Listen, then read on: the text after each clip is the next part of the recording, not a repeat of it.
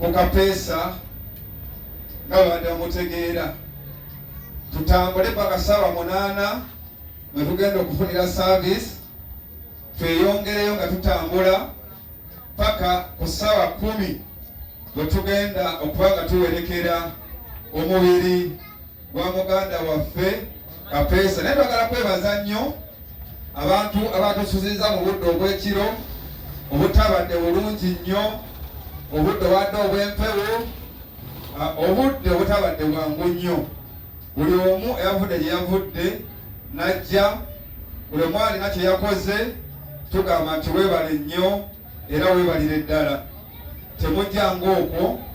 Twagala kwebaza okwagala famire eno ey'Abendiga ekyamazima, njagala n'okwebaza abagurupu ez'endiga ab'enjawulo badde bajja wano okuva emabega eyo tawulira amawulire gano nga bajja okuba nga benyiga mu nteekateeka ey'okuba nga omubiri gwa muganda waffe gukomawo, enteekateeka eya wano n'enteekateeka endala zonna nga bwe munaaziwulira. Abazzukulu ba Loomwa mwena njala kubeebaza. Kasala Kibuuka kyangu njala kubeebaza mwenna timwadde basaale ku nteekateeka eno. Pozi ng'olwaliro ndonyiri tugenda kusula wano ate obudde buke tutandika oseyeguka ne puroguramu nga weegenda otambula, naye nga twagala kwebaza. Waliwo abantu ate wangane Kapeesa ono ebbanga lyonna oba bawakamesibe ate bamugoberera, ndowooza nabo bakoze omulimu gw'amaanyi ogw'okuba nga basaasaanyiza amawulire. Awaliwo ttiimu yadde okulembera muganda waffe Martin Kimbowa. Ettiimu nayo ekoze bulungi okuba nga amawulire gatambula buli nsonda yonna okuba nga tunnyikiza amawulire ga muganda waffe Moses Kyobe oba Musa Kyobe, mwenna gwe manyi nga Kapeesa. Twagala kwebaza ttiimu eyo ey'omukulu Martin Kimbowa ti ekolerera buzulu bwa Kisoro. Martin Kimbowa ssebo, ttiimu eyo yonna twagala okubasiima mu ngeri ey'enjawulo ti okuva amawulire bado we yatuuse Entebbe mubadde nga muweereza amawulire buli nsonda yonna okuba nga buli omu embeera eri wano agiraba live. So ekintu ekibadde kirungi nnyo, twagala beebaza. Naye saagala kulyaza munyamuganda wange Kibuuka, ye kansala atwala ekyalo kino ku Goma Division Council. Mvubuka muto nga yemulaba yewangalako ne Kapeesa, ate nga muganda we muzzukulu wa Loomwa beyagalanga nnyo, byonna byana bya ndiga. Nabwe kityo so yalobekera ekigambo eky'essimba nga tulindira boda okujja, ate kyobotegeeza bamonazi abali wano n'embeera nga bw'ogiraba. Naye nze nnyo okumpa akapisa kano. Amannya nsigala nga nze kansala Kibuuka Emmanuel, kansala akiikirira ekyalo ky'Essonde ku Goma Division. Era nga nsooka okwebaza ddala bakungubazi bannaffe bonna be tuli nabo wano okuva olunaku olw'eggulu. Amuliro gafulumye nti muganda waffe Kapeesa, gwomanyi nga Kapeesa, ate nga amannya ge gennyini amatuufu ye Kyobe Moses.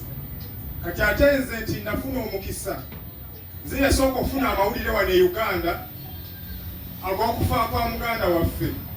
Nagafuna ennaku z'omwezi zaali 26 ogw'omunaana, zaali essaawa nga 8 ez'ekiro.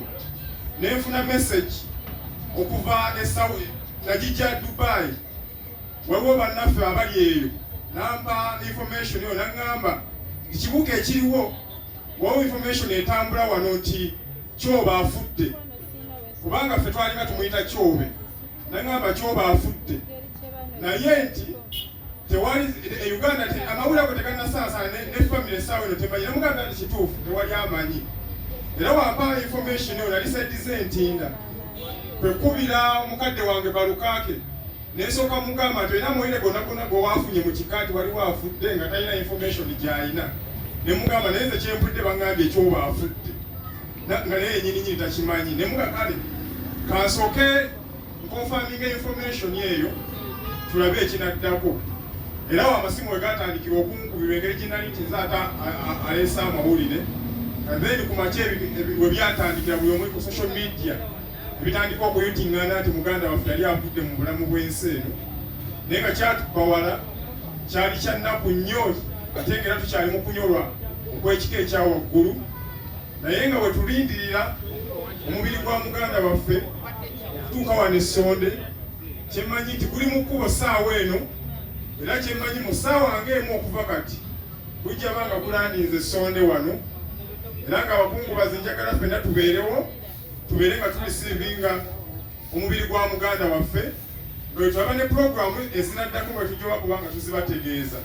Mwebale nnyo, mwebalire ddala era nga mbajjukiza nti we badde bagamba nti muganda waffe teyafa biki kyemmanyi wayinza okubeerawo embeera nekyembaga tusikale nga tuli ba mirembe. Muganda waffe tumuwerekere mu kitiibwa naye gyali ajja kubeera mwesiimu neyanziza nnyo.